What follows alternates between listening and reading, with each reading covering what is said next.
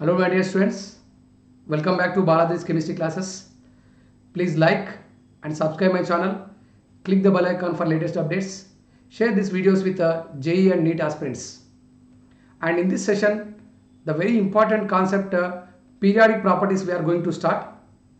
Already in the last video, to understand these periodic properties, what are the essential terminology required I explained, that is nuclear charge, effective nuclear charge and screening effect. Now in this session, what are periodic properties? In the first periodic property, atomic radius, we are going to come across. Now, what are these periodic properties are? Why that long form of table, that is element table actually it is. Why that element table is called periodic tables are? Why it is termed as long form of periodic table? I will explain everything, listen very carefully. So here you need to understand the word periodicity. Why this word periodicity is given to that elements are? Periodicity means regular reoccurrence. Any property or anything which is repeating in different time intervals. Let us take a week starts with Monday. Okay now. So after Monday we'll get Tuesday. Okay, and Wednesday, Thursday, Friday, Saturday, Sunday, again Monday. Means after every 7 days the same day will repeat. So days are repeating. Let us take months also, from January to December. After December again we will get January. So months are repeating after every 11 months. And seasons also will repeat like that. For every 4 months seasons will repeat. So like this, anything which is repeating in different time intervals, then that property is known as, it is following periodicity, and the property is called periodic property. Now this periodic term, why we are giving for elements are, for element table, why you are adding this word periodicity? Because in this long form of element table, the properties of elements are following periodicity, and the different time intervals are 2, 8, 8, 18, 18, 32. After these elements, whatever the elements we are facing next, they will show similar properties. So the properties of elements, when you go in a period from left to right, so after these elements we will see the element with similar property. That's what we can say, that properties of elements are following periodicity. The properties of elements are following periodicity. That's why it's called long form of periodic table. In that, the first periodic property is atomic radius. What is the first periodic property? Atomic radius. In this video we are going to discuss about atomic radius. Now come here. Sir, what is atomic radius? How it changes in groups and periods? What is ionic radius? How it changes? Each and every point we will discuss. Listen very carefully. So atomic radius we can define in this way. It is a distance between center of the nucleus to last shell where electron is present. It is a distance between center of the nucleus to last shell where electrons are present. That distance is called atomic radius. What is the distance called? Atomic radius. How we defined? In that similar way we can't find this radius. There is no scale to measure that distance between center of the nucleus to last shell, because atoms are very small. So we can define in this way. It is a distance between center of the nucleus to last shell where electrons are present is called atomic radius. But how we define? In the similar way we can't calculate experimentally. But how can you calculate, sir? Yeah, experimentally by using diffraction techniques, X-ray diffraction techniques, we can find bond length. From bond length, 1/2 of the distance we can consider as a atomic radius. Therefore, there are 3 types of radii. Atomic radii are 3 different types. The first one is called covalent radius. What it is? Covalent radius. When atoms are forming generally covalent bond, we can use this covalent radius. And the second one is called metallic radius. For metals generally we will use this metallic radius, and if they are not forming bonds, for those elements generally we can use this van der Waals radius. There are 3 types of radii: covalent, metallic and van der Waals. In detail we will come across, and the units for this atomic radius is, we can use angstroms. 1 angstrom is equal to 10 power minus 8 centimeters, or we can say that it is 10 power minus 6 meters. And we can also use that nanometers. 1 nanometer is equal to 10 power minus 7 centimeters. So it is 10 power minus 10. 10 power minus 7 centimeters, 10 power minus 9 meters. Picometers also we can use. 1 picometer is equal to 10 power minus 10 centimeters, and 10 power minus 12 meters. So these are the units we can use for measuring atomic radius. And micrometers also we can take. 1 micrometer is equal to 10 power minus 4 centimeters, or it is 10 power minus 6 meters. So it is the smallest one. That's what these are the units we can use regularly for atomic radius. I said you how we define in that way we cannot measure the radius. That's what we are using three different type of radii: covalent radius, metallic radius, and van der Waals radius. In that you can take the first one. The first one is what? Covalent radius. Sir, how to use this covalent radius, sir? Let us take, this is majorly used for non-metals. Covalent radius is used generally for non-metals because non-metals only will form covalent bonds. So whenever two atoms are forming covalent bonds in that covalent molecules, so between center of two nuclei distance is called bond length. This is, let us take atom A, and this is also you can take another atom A. Here there is a nucleus of first atom A, here there is a nucleus of second atom A. The distance between these two atoms is called, the total distance is called bond length. In this bond length, one half of the distance is called covalent radius. So how can you define this covalent radius? It is one half of the distance. It is one half of the distance present between center of two nuclei. It is one half of the distance present between center of two nuclei is called covalent radius. Now here I can write that DAA, that is bond length of A2 molecule. Bond length of A2 molecule is equal to 2RA, means 2 into radius of each atom. So what we can write here?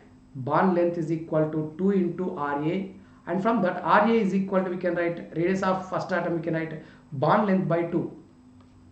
So for homonuclear molecules, homonuclear covalent molecules, so covalent radius is equal to bond length by 2. Very simple. Heteronuclear covalent molecules also will be there. Just to differentiate, two atoms are different, I am taking A and B. In this case, bond length, DAB is called bond length. Bond length is equal to, we can write the formula, that is RA plus RB, radius of A atom plus radius of B atom, minus 0.09 into chi A minus chi B. This is not X, it is called chi. Chi is a symbol for electronegativity. So for heteronuclear molecules, we can find bond length in this way. For homonuclear molecules, we can find bond length in this way. If they are covalent molecules, we can measure covalent radius for that. Generally, non-metals will form covalent bond. That's what for non-metals we can measure this covalent radius. This total distance is called bond length. In that half of the distance, we can take it as a covalent radius. Covalent radius will be equal to half of the distance of the bond length. Now for heteronuclear molecules, how to find that bond length? Radius of A plus radius of B minus 0.09 constant it is into chi A minus chi B. Chi A is the electronegativity of A, chi B is the electronegativity of B. In this way, we can measure covalent radius. It is the smallest radius is covalent radius. Now come to the next one, metallic radius. If they are non-metals, we can use covalent radius. But if they are metals then we can use metallic radius. For metals, we can use this metallic radius. Already you know that metals are having solid structure. Most of them are closely packed. BCC, FCC, different structures will be there for metals because they are solids. Like this closely packed arrangement will be there. Every two atoms will be adjacent to each other. They will touch with each other. Okay, now in case of covalent molecules, they will overlap with each other, but here they will touch with each other. So they are adjacent to each other. In these adjacent metal atoms, the total distance is called bond length. In that half of the distance is called metallic radius. It is one half of the distance present between center of two adjacent metal atoms in the metallic structure is called metallic radius. So metallic radius is used for metals. Here always metallic radius will be more than that of covalent radius. Metallic radius will be more than that of covalent radius. The next one, last one you can take. If they are forming covalent bond, covalent radius we are using. If they are metallic form, they are bonding. If they are forming metallic bond, we are using metallic radius. If they are not forming bond, if they are adjacent molecules or adjacent atoms, just they are neighbors to each other, they are not forming bond, then we can measure van der Waals radius. Here, so between neighboring molecules or between the distance between the any two neighboring molecules is called bond length. In that half of the distance is called van der Waals radius. If they are just neighbors to each other, they are not in bond, then the measured radius is called van der Waals radius. So you can remember always here, van der Waals radius is more than that of metallic radius. Metallic radius is more than that of covalent radius. For same molecule, if you measure these three radius, always van der Waals radius will be more than metallic. Metallic is more than covalent. It is used for noble gases. Generally, for noble gases, we can use this metallic radius, and it is measured in solid state. Sir, noble gases means gases, no sir. You are saying it is measured in solid state. Yes, that gases you can convert into solids by liquefying and freezing. Then in that solid state, we need to measure this van der Waals radius. If they are not forming bond, for those type of molecules, we can use this van der Waals radius. The relation between these three radius is van der Waals radius more than metallic radius. Metallic radius is more than covalent radius. Now come to the next slide. How this radius, atomic radius, will be changes in groups and periods we'll discuss. This is very important point, you can listen. Variation of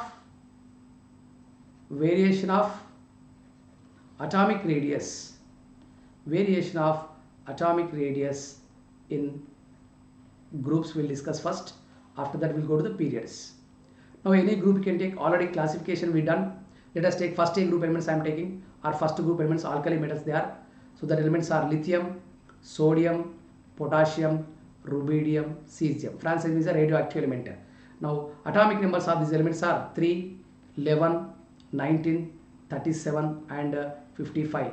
Outermost electronic configuration: lithium 2s1, sodium 3s1, potassium 4s1, rubidium 5s1, cesium 6s1.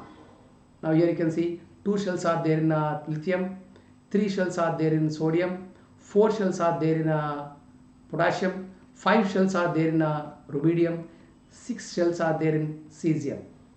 Okay, now down the group, whenever you are come acrossing down the group, atomic number is increasing. With increasing atomic number of shells are increasing, extra shell is adding. Am I right? So that's what the distance between center of the nucleus to last shell increases. So here what we can write, down the group atomic radius increases. If question is asking why down the group atomic radius increases, why down the group atomic radius increases? Because with increasing atomic number, number of shells are increasing. That's what the distance between center of the nucleus to last shell is increasing. Therefore, there is an increasing in atomic radius down the group.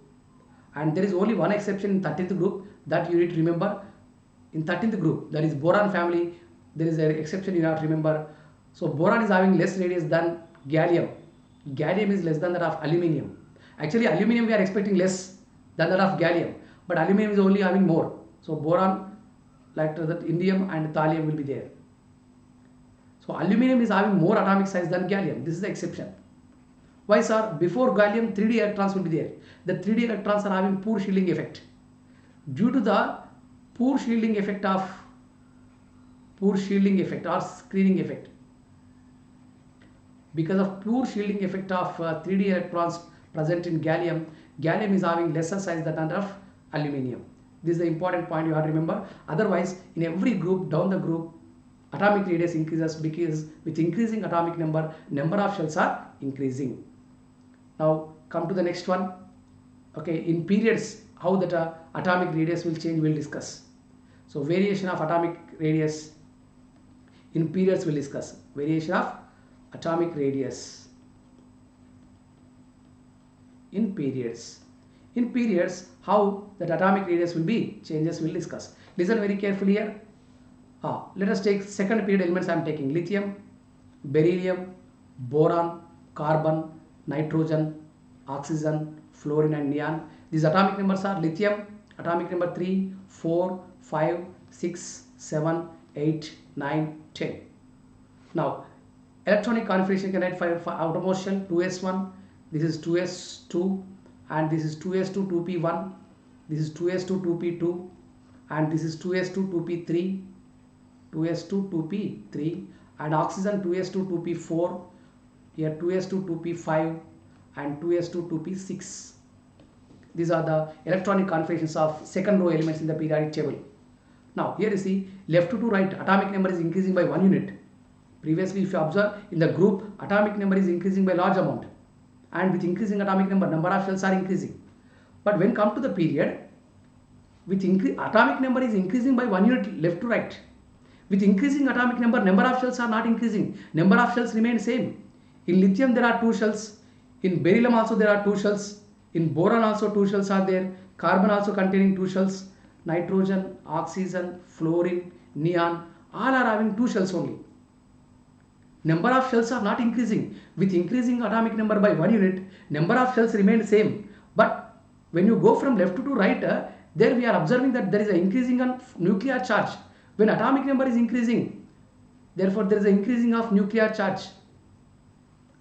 You may ask the question, sir, in groups also down the group, atomic number is increasing. There also nuclear charge is increasing, sir. Here nuclear charge increasing. But when number of shells are increases, distance increases.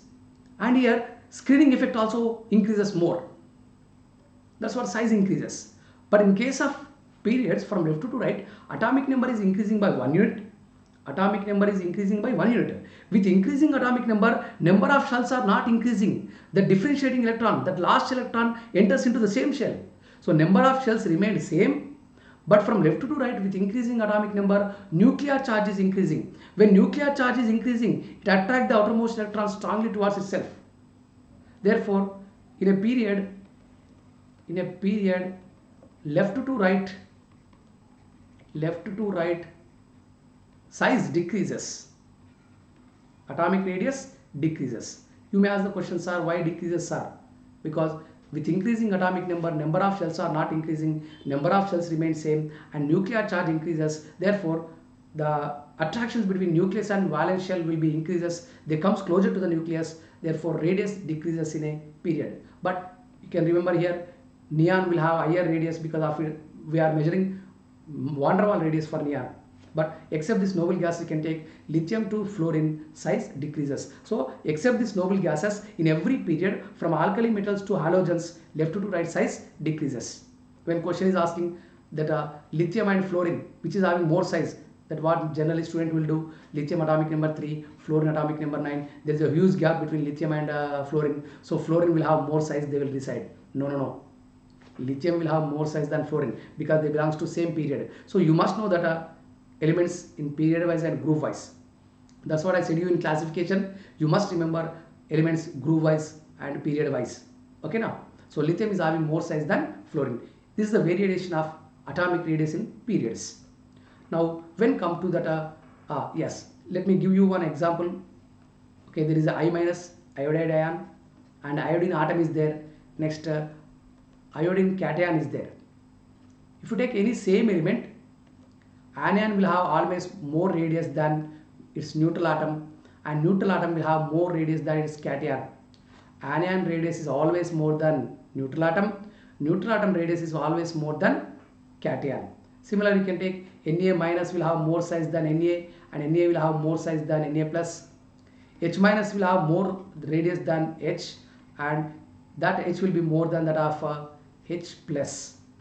Like this, same element anion, cation, neutral atom comparison, they will give anion will have always more radius than its neutral atom. That neutral atom will have more radius than its cation. Next, the very important thing is isoelectronic ions. What is this isoelectronic ions, or you can ask? Isoelectronic ions means same number of electrons. The species which contains same number of electrons are called isoelectronic. The species which contains same number of electrons are called isoelectronic species. In this isoelectronic species, how that atomic radius changes is very important.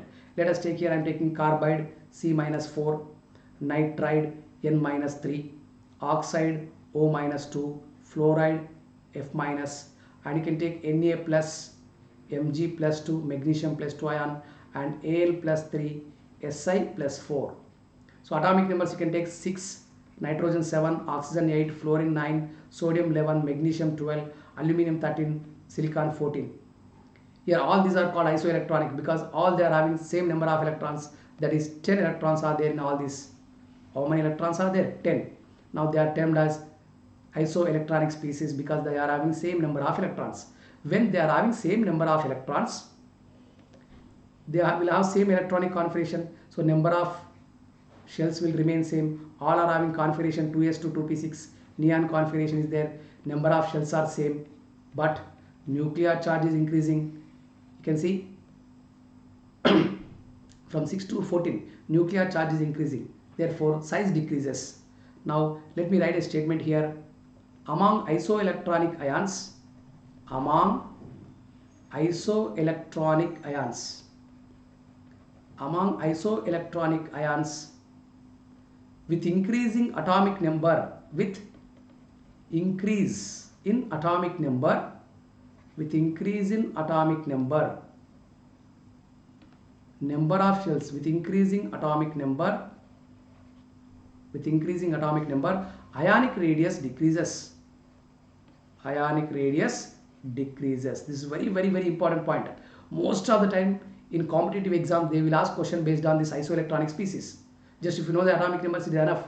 So when you take this carbide to silicon plus 4, so that radius order will be what, right? Carbide will have more radius than nitride, nitride is more than oxide, oxide is more than fluoride, sodium is more than magnesium, more than aluminum. If they are isoelectronic, condition is among isoelectronic ions with increasing atomic number, ionic radius decreases because of increasing nuclear charge, because of increasing nuclear charge. 6, 7, 8, 9, number of electrons are same, number of shells are same, but with increasing atomic number, nuclear charge increases, attractions over valence electron increases, size will be decreases. So among isoelectronic species, less atomic number one will have more radius, more atomic number one will have less radius. This is very important.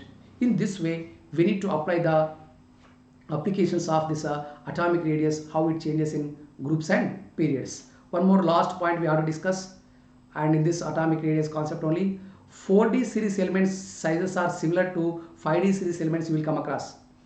4D series elements, here zirconium size is similar to hafnium.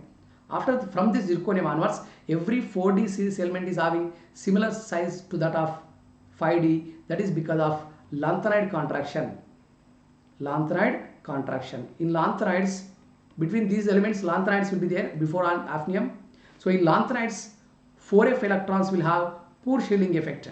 Because of that poor screening effect of, because of poor screening effect of these 4f electrons, instead of increasing size will be decreases. That's what every 4D series element is having similar size to that of 5D series element because of lanthanide contraction. This point also you need to notice in atomic radius. Now all the very important points regarding atomic radius I explained. So you can follow this atomic radius. In the description I will provide that objectives based on this atomic radius. You can do that, and if you have any doubts in the comment section you can inform to me. So atomic radius is very important. Please like and subscribe my channel. Click the bell icon for latest updates. You can share these videos with all your friends, those who are preparing for JEE and NEET. These videos are very helpful to them. So I will come tomorrow with a next periodic property called ionization energy. Stay tuned, prepare well, and if you have any doubt you can interact in comment section to me. Thank you everyone. Bye.